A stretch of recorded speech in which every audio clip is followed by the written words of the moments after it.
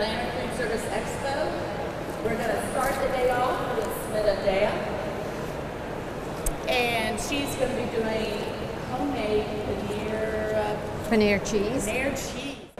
Good morning, everyone. Welcome. Today we're going to start doing a homemade paneer cheese and then serve that up with bullet tacos.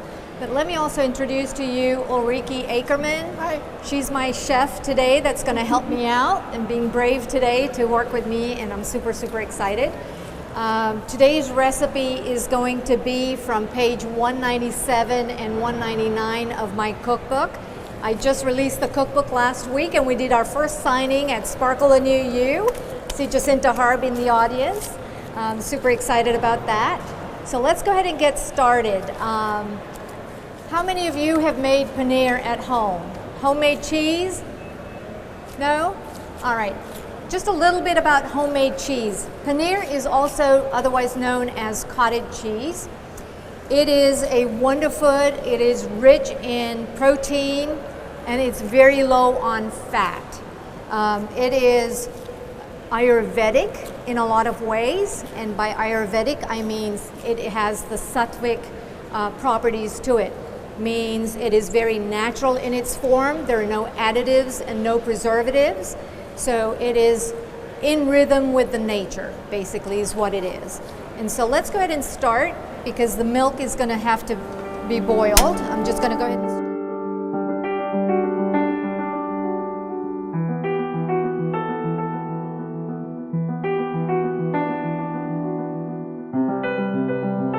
While that's happening, let's just talk a little bit about the benefits of paneer. It contains omega-3s and omega-6 fatty acids, and it helps fight rheumatoid arthritis. It has about 100 grams of protein, 100 grams of paneer, you get 18 grams of protein. Also has a lot of phosphorus and magnesium in it. It's a great source of conjugated linoleic acid, which is great for weight management, for any of the weight management companies. Yeah. So the linoleic acid, it boosts the metabolism for weight loss. Sattvic foods are basically very nourishing, great for your mind and your body. It's very soothing. There's no additives. Again, there's no added processed sugars in there. Yeah. So, all right, so the milk is ready. We're going to go ahead and let me just shake this lemon juice up a little bit. This is freshly squeezed lemon juice. And the recipe is in my new cookbook on page 197. Okay? All right, and we're going to let it curdle. So it's about 1 whole lemon juice in there, and it's going to curdle. And if you wanted to come and see the curdling process, you are welcome to come up front and just have a look at it real quick, the chefs that are interested. So it's going to separate the white solids. It's basically just white solids at that point. Through. And I have my cheese maker. How come the cheese doesn't taste lemony?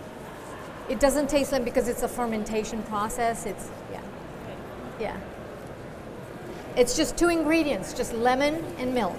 Oh, the curdling, it's almost done. So what I'm going to do is I'm going to go ahead and put my cheesecloth in here. And since I don't have a sink here, I've got a double boiler so that we're going to drain the whey out in the pot. Okay?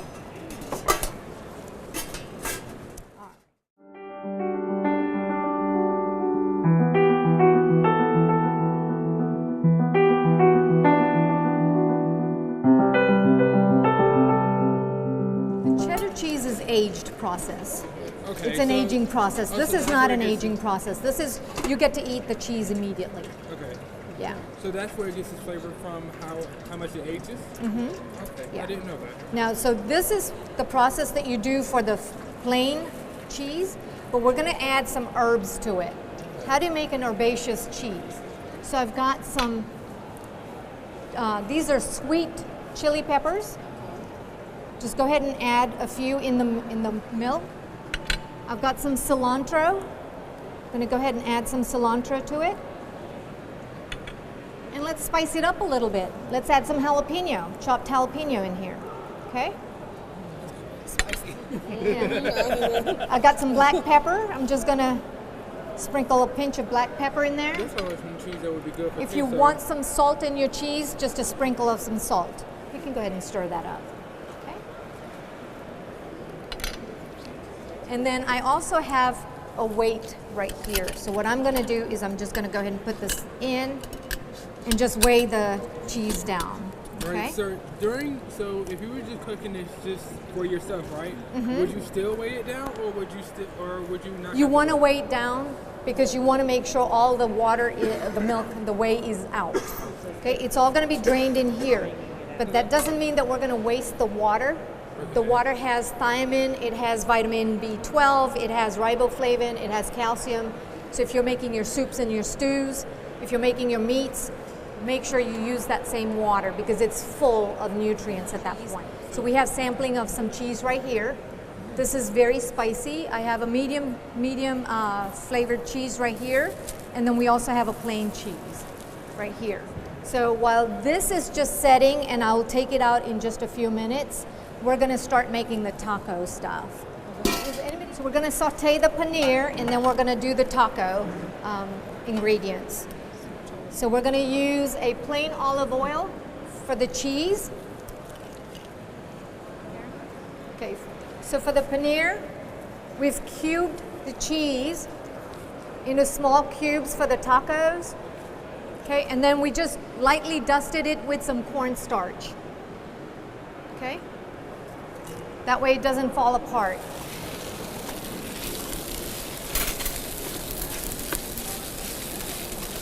We're sauteing some onions, and we'll add some bell peppers to it.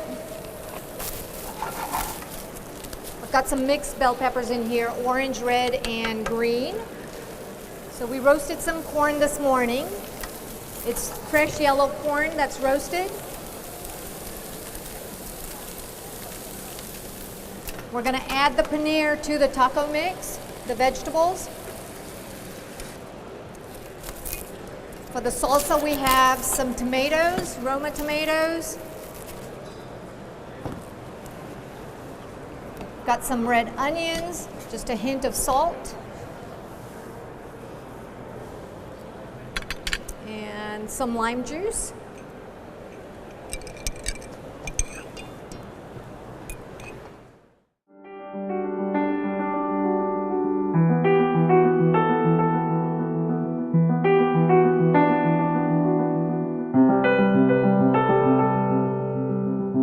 Some mini tacos today for sampling.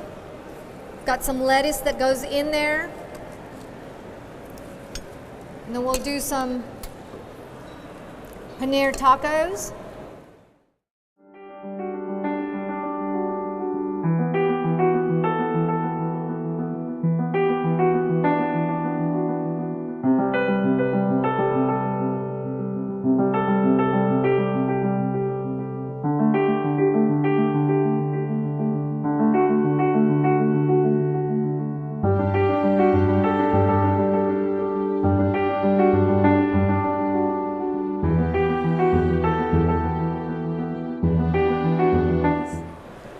My basic concept is the peace you feel when you sit down for a meal has to translate into a very peaceful meal.